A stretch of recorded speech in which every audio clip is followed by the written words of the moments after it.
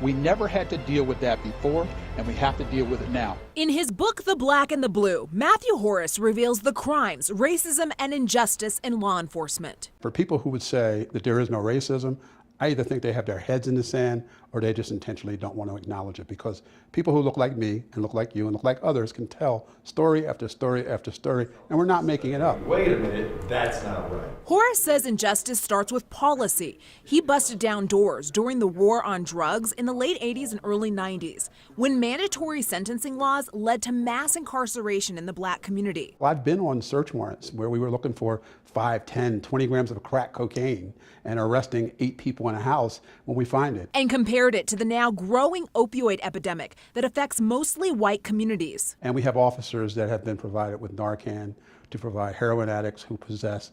Heroin is an illegal drug.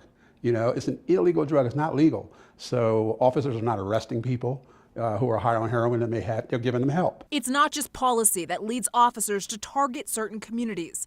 Horace breaks down the hiring practices, lack of training, and flat-out bias that leads to so many police shootings. Some of the cases we talk about, like New Orleans and Chicago and others, these are people that should never have made it into police academies.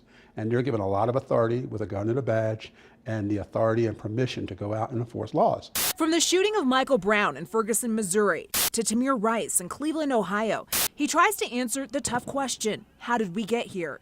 The public, by and large, still doesn't understand policing. So escalation of force and use of force continuum, and how we get from, talking to a person to empty hand control, to intermediate force, to use of deadly force. Horace says to change the disproportionate number of African Americans being killed by police, a lot more must be done.